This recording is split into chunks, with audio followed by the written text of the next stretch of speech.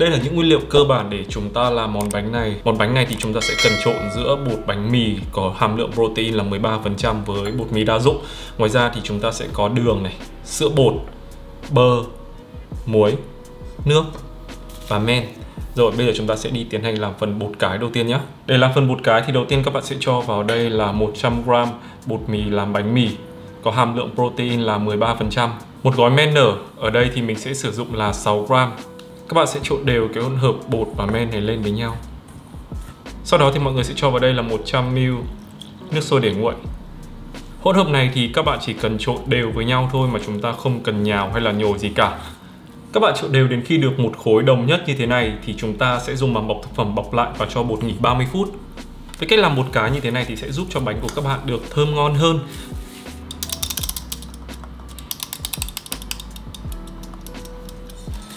Sau 30 phút thì mọi người sẽ nhìn thấy là cái phần bột cái này nó đã nở lên. Đó, mọi người sẽ thấy nó nở như thế này. Có nghĩa là men của chúng ta hoạt động tốt và cái hương vị bánh nó sẽ rất là thơm. Với phần bột chính thì sẽ bao gồm những nguyên liệu sau: 150g bột mì làm bánh mì, 50g bột mì đa dụng có hàm lượng protein là từ 9 đến 11%, sữa bột làm bánh, 30g đường, muối. Các bạn sẽ trộn đều cái hỗn hợp khô này lên trước.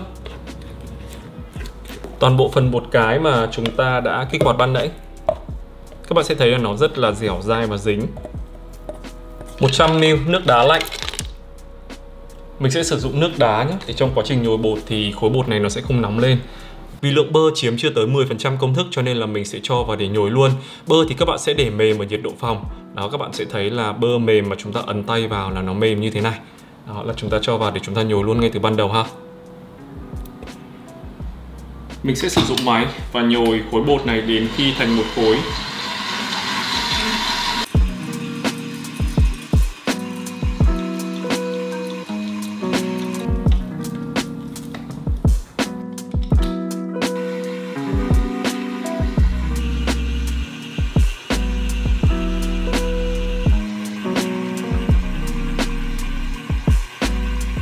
Như vậy là mình đã nhồi bột xong, các bạn sẽ thấy là khối bột rất là mịn và sẽ hơi có cảm giác dính một chút. Các bạn sẽ nhồi đến khi mà có thể kéo được màng mỏng như thế này. Nhiệt độ hoàn hảo của khối bột này nó sẽ rơi vào khoảng tầm xung quanh 25 độ. Mọi người đừng lo cái việc là nó sẽ hơi dính như thế này ha. Mọi người cũng không nên là thêm dầu ăn hay là rắc bột khô vào làm gì. Muốn khối bột mịn và đỡ dính hơn thì các bạn cứ đập nhẹ nhàng xuống dưới sàn như thế này. Và sau đó chúng ta sẽ mang đi ủ nhé. Một chút nữa khi mà ủ thì nó sẽ không còn dính tay nữa. Bột bánh phải mềm, dẻo và hơi dính như thế này thì ra cái thành phẩm của cái bánh của chúng ta nó mới không bị khô. Ok, rất là đẹp rồi. Đây, mọi người nhìn này. Bột rất là đẹp.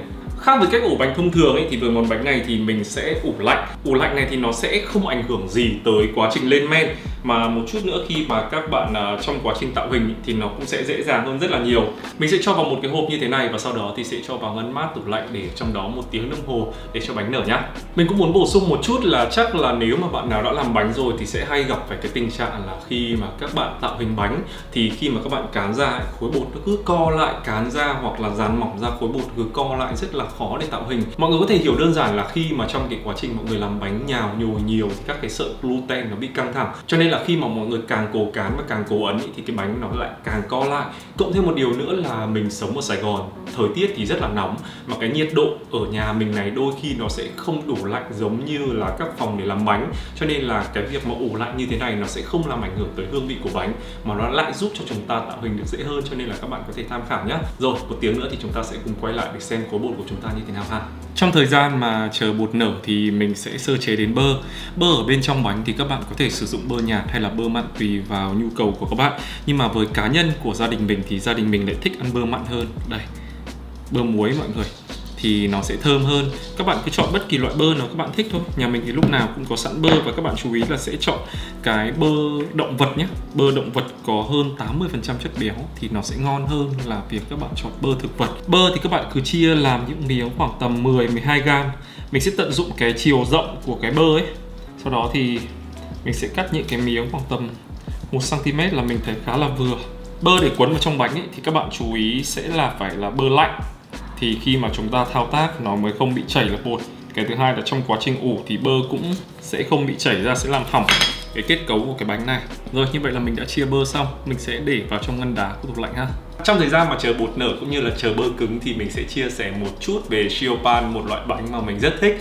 Thật ra thì mình đã từng làm Siopan cách đây hơn nửa năm cơ. Sau khi cái đợt mà mình đi Hàn Quốc từ mùa thu năm ngoái về, và mình đã có thử làm rồi. Mình có quay lại clip luôn, hồi đó là dịp Giáng sinh, vẫn còn file dựng ở kia. Bánh thì rất đẹp và rất là thành công, nhưng mà hồi đó thì mình cứ nhiều việc, thế là mình không dựng nữa, cho nên là bây giờ mình thấy những cái footage thì nó cũ rồi, cho nên là mình mới quay lại cái clip này. Siopan thì là một cái loại bánh xuất phát từ Nhật Bản, với shio thì là muối và pan là cách đọc lái đi trong từ bánh mì của người Pháp. Siopan thì là một trong những cái loại bánh rất là phổ thông ở bên Nhật Bản, và đây là một cái loại bánh có thể nói là gắn bó hàng ngày với cả người dân Nhật Bản. Từ việc là học sinh có thể sử dụng để ăn sáng này, hay là ăn xế này, hoặc là mọi người có thể sử dụng để ăn khi mà trên đường đi những cái chuyến đi xa mà chống đói. Siopan thì những cái năm gần đây thì bắt đầu được mọi người ưa thích hơn, và sẽ có nhiều những cái biến thể, những cái loại nhân để làm cho cái loại bánh này phong phú hơn. Nếu mà những bạn nào mà thích ăn bánh mì cùng với cả bơ mà giòn ở bên ngoài, ngậy thơm bơ ở bên trong ấy, thì mọi người có thể thử tham khảo cái loại bánh này ha.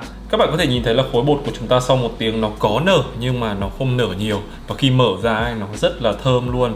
Đấy là cái việc mà khi mà các bạn làm men cái là sẽ có cái tác dụng là như vậy. Các bạn sẽ để khối bột này ra, và các bạn chú ý là các bạn không có nhào nặn hay là không có ấn gì quá là mạnh. Các bạn chỉ làm nhẹ nhàng để cho nó xẹp bớt những cái bong khí đi thôi. Mọi người nhào hoặc là nặn quá là nhiều ấy thì sẽ làm cho cái bột này nó khó tạo hình. Với phần bột ngày hôm nay thì mình sẽ cắt ra làm 8 phần với định lượng là khoảng tầm 70 gram cho một phần.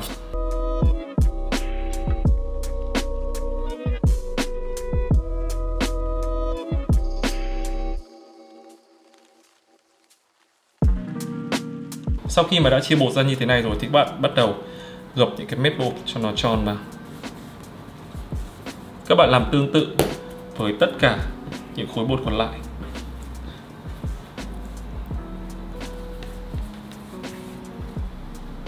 Ở trong món bánh này thì mình sẽ không dùng sữa tươi, mà mình sẽ dùng hoàn toàn nước. Tại vì cái bánh này nó yêu cầu là phải có cái độ giòn. Nếu mà các bạn dùng sữa ấy, thì tại vì trong sữa nó có chất béo, nó sẽ làm cho cái bánh của các bạn nó sẽ trở nên mềm, mà nó bớt đi cái độ giòn. Cho nên là cái chất lỏng phù hợp nhất cho món bánh này là mọi người dùng nước nhé. Sau đó thì mình sẽ cho 8 viên bột này vào cái hộp ban nãy, và mình sẽ đậy kín lại để nghỉ trong tủ lạnh khoảng tầm 10 phút trước khi mà chúng ta tạo hình bánh lần 1. Sau khi mà bột đã được nghỉ ngơi ở trong tủ lạnh, bây giờ thì chúng ta sẽ tạo hình lần 1. Ở lần tạo hình này thì các bạn sẽ úp cái mặt mịn của bột xuống dưới. Các bạn sẽ dùng một con lăn từ giữa lên trên, lăn từ giữa xuống dưới để chúng ta được một khối bột dài như thế này. Các bạn thấy không, là khi mà được nghỉ ở trong tủ lạnh ấy, khi mà các bạn lăn cái bột nó sẽ không co lại, chúng ta sẽ dễ dàng tạo hình hơn. Đó, sau đó thì các bạn sẽ gập ngang khối bột này lại cho mình. Các bạn cứ cuộn như thế này.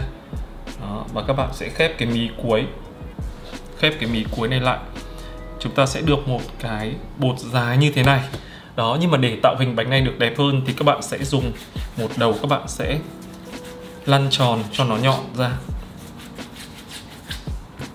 Để một chút nữa khi mà chúng ta cán ấy, nó sẽ đẹp hơn. Các bạn cố gắng là khép cái mí này thật là khít nhé. Đó, thì các bạn sẽ được một cái hình giọt nước dài như thế này. Các bạn cứ làm như vậy tương tự cho đến khi hết bột là được ha.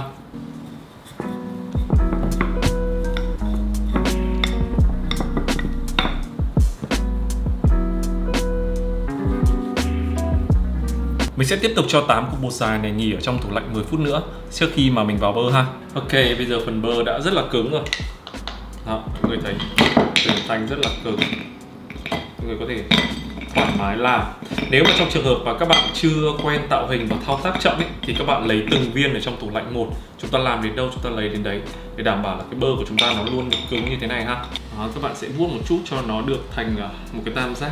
Mọi người dùng con lăn này, lăn 1/3 cái đầu bột này lên trên. Cái kích cỡ đẹp nhất của cái phần đầu bột này nó rơi khoảng tầm từ 5 đến 6 cm, nó giống bằng với cả cái thanh bơ ấy mọi người. Đó, mọi người sẽ cán nó ở lên trên như thế này đi. Sau đó thì mọi người cầm cái phần bột mà mọi người chưa cán, mọi người vừa lăn hoặc mọi người vừa kéo ra.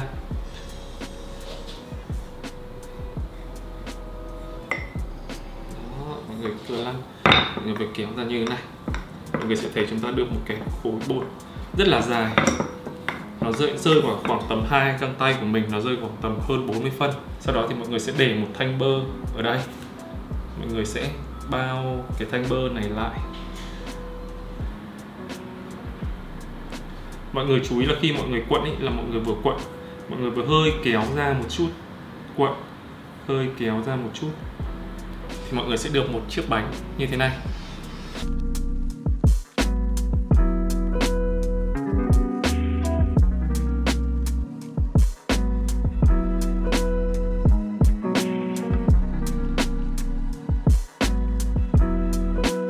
Ok, như vậy là mình đã tạo hình xong 8 cái bánh. Bây giờ thì mình sẽ phủ khăn ẩm hoặc là dùng màng bọc thực phẩm mình sẽ phủ lại. Và mình sẽ ủ ở nhiệt độ phòng khoảng tầm từ 25 đến 27 độ trong khoảng tầm 1 tiếng rưỡi. Sau đó thì mình sẽ mang bánh đi nướng nhé. Mọi người chú ý là chúng ta sẽ không ủ ở nhiệt độ quá là cao, sẽ làm cái bơ ở bên trong nó bị tan ra. Thì một chút nữa chúng ta nướng bánh thì nó sẽ không thành công. Bây giờ thì mình sẽ ủ ha.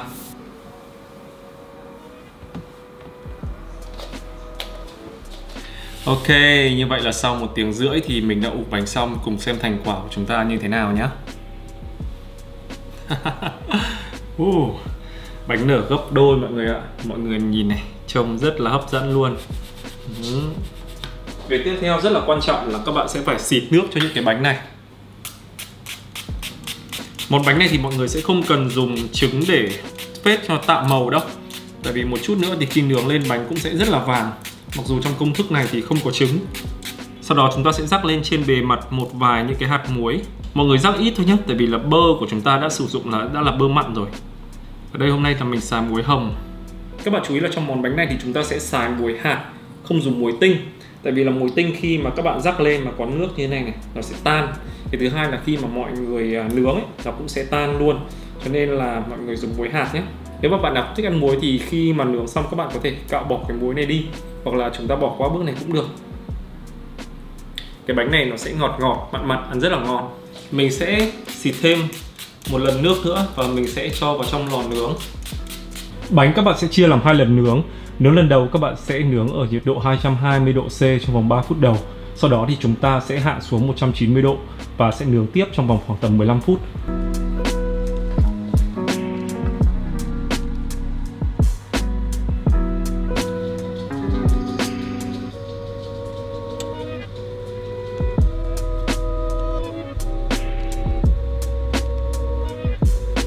Mình khá là thích món bánh này. Thật ra là bánh này thì mình đã làm khoảng tầm 4 đến 5 lần rồi. Không, chắc cũng phải nhiều hơn đấy. Từ những cái lần đầu mình làm nó không thành công, tạo hình nó rất là xấu, cho đến những cái lần mà mình rút ra những cái kinh nghiệm để tạo hình nó đẹp hơn, để hương vị nó ngon hơn. Đó, bánh này thì sẽ dễ hơn là chúng ta làm bánh croissant rất là nhiều, cho nên là mọi người có thể làm tại nhà và sau đó thì có thể biến tấu ra rất là nhiều những cái hương vị khác nữa ha. Mùi bánh rất là thơm, mùi bánh, mùi bơ rất là thơm luôn, kiểu đang ngào ngạt cả phòng luôn đấy. Bây giờ đang là 7 giờ tối, mình làm từ lúc 2 rưỡi chiều. Là đến bây giờ là cũng phải 4 tiếng rưỡi rồi, kiểu đúng đến cái giờ ăn tối, ngửi cái mùi rất là thơm, rất là hấp dẫn. Ta-da! Bánh chín. Mọi người có thể nhìn thấy là bánh đã chín vàng rồi, và ở bên dưới thì là bơ nó chảy ra và nó thấm vào trong bánh. Bây giờ thì mình sẽ phết một chút bơ lỏng lên trên để tạo được cái độ bóng, trông chiếc bánh nó sẽ hấp dẫn hơn. Các bạn mà có cái chổi lông ấy thì các bạn quét lên nó sẽ đều. Còn nhà mình thì có mỗi cái chổi silicone này thôi, nhưng cũng ok. Các bạn sẽ thấy này, khi mà các bạn quét bóng lên và không quét bóng nó sẽ rất là khác nhau. Và khi quét bóng lên thì nhìn cái bánh của các bạn trông nó rất là ngon.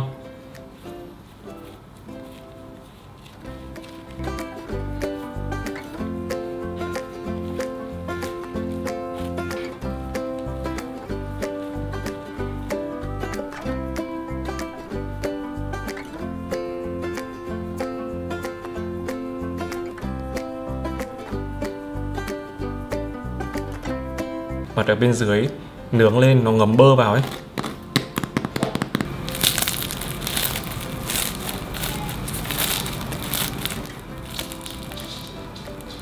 Bánh mì dai ở bên trong. Mỗi vợ chồng một nửa.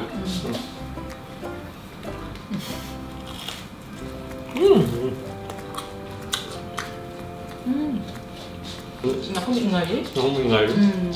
Nó mặn vừa phải mà ở bên trong nó rất là dai á, gặn lớp ra được ấy. Nó giòn, ở dưới nó giòn mà quan trọng nhất là thơm bơ ấy. Thơm bơ. Ngon nhỉ? Bánh rất là thơm bơ, dai, giòn ở bên ngoài. Bánh này nếu mà mọi người trong trường hợp mà để nguội khoảng tầm mấy tiếng sau ấy thì nó sẽ trở thành một loại bánh mì mềm. Và nếu như mọi người muốn ăn giòn thì mọi người quay lại bằng nồi chiên không dầu trong khoảng mấy phút thôi, rồi nó sẽ giòn lại, nó sẽ tươm bơ lại và ăn sẽ rất là ngon. Món này ngon nhất là khi mà các bạn ăn mới ra lò như thế này sau khoảng 15-20 phút. Hy vọng rằng là sau clip ngày hôm nay thì mọi người có thể thử làm siêu pan tại nhà. Mình nghĩ rằng đây là một loại bánh cũng không quá là khó. Và nếu như là ở các video sau mà nếu mà có gì vào đấy thì mình từ món bánh này thì mình sẽ biến tấu thêm nhiều những cái hương vị. Sao? Là phải ăn à? Mình sẽ biến tấu thêm nhiều những cái hương vị khác nữa từ món bánh siêu pan này. Hẹn gặp lại mọi người ở những clip tiếp theo. Bye bye. Giỏi. Sao không rủ con? Sao không rủ con á? Con tưởng con không thích vào hình. Ngon không? Mấy điểm? Thank you. Ngon không Sam? Ngon không sao? Ngon à? Mặt thích à? Con thích kiểu này đúng không? Gu mày đưa đúng không? Mai bố làm tiếp rồi nhá.